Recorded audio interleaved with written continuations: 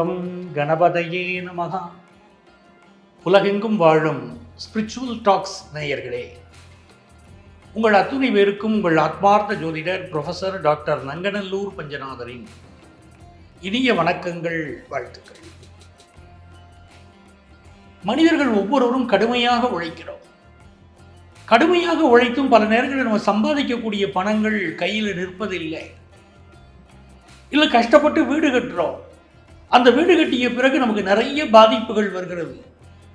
யாரால் இந்த பாதிப்பு வருது அப்படின்னு பார்த்தா, எதனால் பாதிப்புனா கண் திருஷ்டி. நம்ம வாழற வாழ்க்கையை வச்சு எதிர்த்து வீட்டுக்காரங்களால் கண் திருஷ்டி இருக்குமோ, யாரால் கண் திருஷ்டி இருக்குமோ அப்படின்னு மனசு பயப்படுது. ஏன்னா திடீர் உடல்நல குறைவுகள் ஏற்படுது. உனக்கு என்னப்பா நீ நல்லா இருக்க அப்படின்னு யாராவது சொல்லிட்டு போயிட்டா பிறகு உடல்நல பாதிப்புகள் வருது. நல்ல வருமானம் வந்துருச்சுன்னா யாராவது உனக்கு பரவாயில்லப்பா நல்ல காசு வருது, நீ வசதியானவன் அப்படின்னு சொல்லிட்டு போன பிறகு அடுக்கடுக்காக குடும்பம் சரிவை சந்திக்கிறது. நல்ல பிஸ்னஸ் பண்ணிட்டு இருக்கக்கூடிய பலருக்கு திடீரென வீழ்ச்சி வருகிறது. சில குடும்பங்களில் கல்யாண தடைகள் கடுமையாக இருக்கு. இப்படியெல்லாம் தடைகள் இருப்பதற்கு கண் திருஷ்டி காரணம். நாங்கள் என்ன சார் பண்ணுறது அப்படின்னு பல பேர் கேட்குறீங்க. அது இந்த பதிவுடைய நோக்கம், ஒவ்வொரு ராசிக்காரர்களுக்குமே கண் திருஷ்டி எதனால் வருகிறது, யாரால் கண் திருஷ்டி உங்களுக்கு வருகிறது, நீங்கள் என்ன செய்த பிறகு அந்த கண் திருஷ்டி வருகிறது, அந்த கண் திருஷ்டி வந்தால் அந்த கண் திருஷ்டியிலிருந்து உங்களை காத்துக்கொள்ள எந்த தெய்வத்தை நீங்கள் வழிபட வேண்டும் அப்படிங்கிற விவரங்களை எல்லாம் இந்த பதிவில் சொல்ல போகிறோம். இந்த பதிவை நீங்கள் குறித்து வைத்துக் கொள்ளுங்கள், உங்கள் நண்பர்களோடு ஷேர் பண்ணுங்கள். எல்லாருக்குமே பயன்படுத்தும், உங்களுக்கு பயனுள்ள தகவலாக இந்த பதிவு இருக்க போகுது. இந்த பதிவுடைய இறுதியில் பொதுவான கண் திருஷ்டி பரிகாரங்களை பற்றியும் நான் பேச போகிறேன். ஆக ராசி ரீதியாக உங்களுக்கு வரக்கூடிய இந்த கண் திருஷ்டி ஒவ்வொரு ராசிக்காரர்களுக்கும் எப்படி படுத்துகிறது, எப்படி அதிலிருந்து தப்பிக்கலாம் என்ற வழிமுறையை சொல்லித் தருகிறேன். வாருங்கள், பகிர்ந்து கொள்வோம்.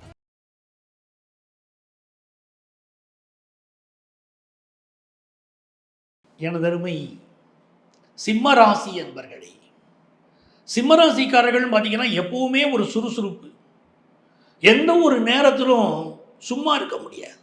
சிங்கம் போன்றவர்கள் சிம்மராசிக்காரர்கள் அப்படின்னு சொல்கிறோம். இந்த சிம்மராசி தனக்கு, இப்போ சிங்கம்னு எடுத்துக்கோங்களேன், தனக்கு உணவு தேடும். தனக்கு உணவு தேடி பிற விலங்குகளை வேட்டையாடுது அப்படிங்கிறாங்க. ஆனால் தன்னுடைய பசியாறிய பிறகு பார்த்தீங்கன்னா இந்த சிங்கம் ஒரு மற்ற விலங்கோடு அதை தொந்தரவு செய்யாமலேயே நடந்து போகுது. ஒரு மானே பக்கத்தில் இருக்கிற மானோடு நடந்து போகுது, அது தொந்தரவு பண்ணுறது இல்லை.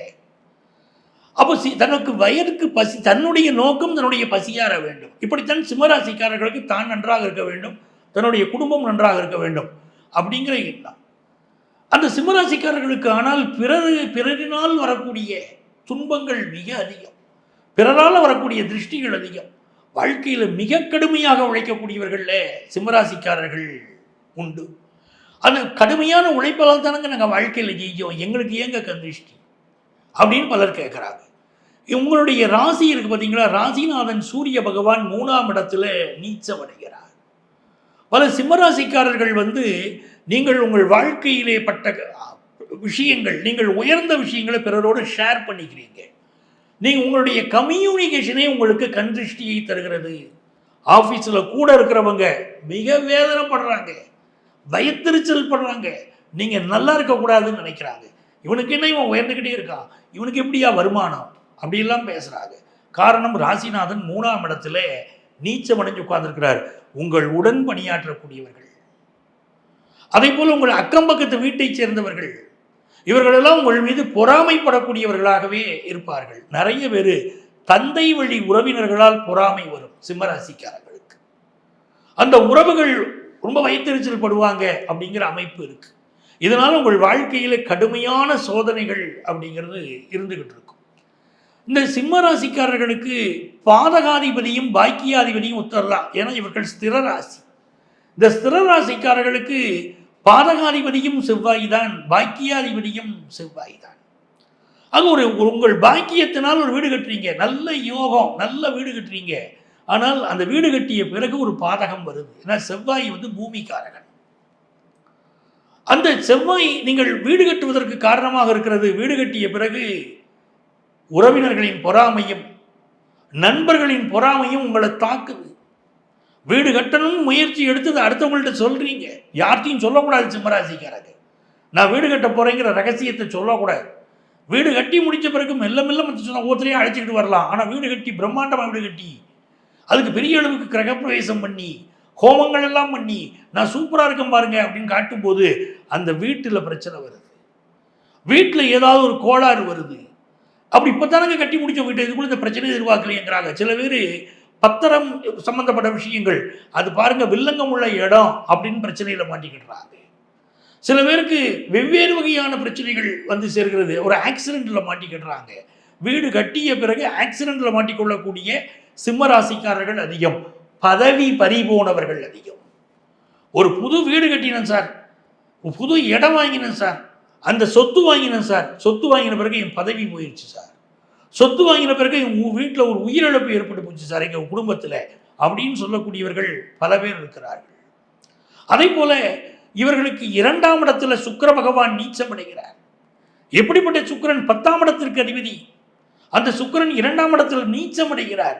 அப்படி நீச்சம் அடைகிற போது உங்களுக்கு வசதி பெருகினால், சுக்கிரன் காசு பணத்தை கொடுக்கக்கூடியவர், உங்களுக்கு வசதி பெருகினால், உங்கள் பிஸ்னஸ்னால வசதி பெருகினால், உங்கள் தொழிலினால் நீங்கள் வாழ்க்கையில் உயர்ந்தால், கடுமையாக பாடுபட்டு தான் உயர்வீங்க.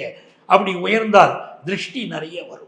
உங்கள் வீட்டில் ஒரு கல்யாணம் ஆச்சுன்னா அடுத்து உங்கள் குடும்பத்திலே ஒரு பாதிப்பு வரும். நீங்கள் பார்ப்பீங்க, திருமணம் ஆச்சுங்க, நல்ல செய்திங்க, அந்த திருமணம் ஆச்சு ஆன பிறகு பாதிப்பு. ஏன்னா சுக்கிரன் 2ஆம் இடத்துல நீச்சம், குடும்பத்திலே அந்த உள்ளவர்களுக்கெல்லாம் பாதிப்பு வரும்.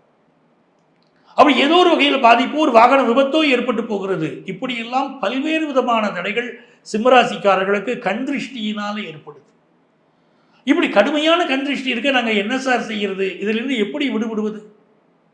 நாங்கள் வாழ்க்கையில் உழைச்சி முன்னுக்கு வந்தால் பிறருடைய வயிற்றெரிச்சலா, இப்படி ஒரு சூழ்நிலை எங்களுக்கு வேணுமா அப்படின்னு கேட்குறீங்க. இந்த திருஷ்டியிலிருந்து எப்படி விடுபடுவதுன்னு கேட்குறீங்க. இதிலிருந்து விடுபடுவதற்கு நீங்கள் வழிபட வேண்டிய தெய்வம் கன்னி மூலை கணபதி.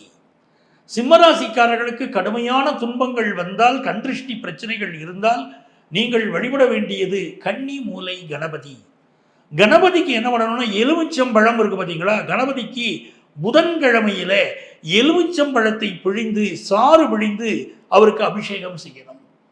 அப்படி எலுமிச்சம்பழத்தை சாறு பிழிந்து நீங்கள் அபிஷேகம் செய்கிற போது, எலுமிச்சம்பழம் இல்லைன்னா ஆரஞ்சு பழம், ஆரஞ்சு பழத்தை 2ஆக வெட்டி அதை பிழிந்து அதை கணபதிக்கு நீங்கள் அபிஷேகமாக செய்கிற போது, சிம்ம ராசிக்காரர்களுக்கு எந்த வகையான கண்திருஷ்டி இருந்தாலும், வாழ்க்கையில் கண்திருஷ்டியினால் எந்த இழப்புகளை நீங்கள் சந்தித்திருந்தாலும் அந்த கண்திருஷ்டி விடுபடுவதற்கு கன்னிமூலை கணபதிக்கு நீங்கள் செய்யக்கூடிய இந்த அபிஷேகம் அற்புத பலன்களை தருகிறது.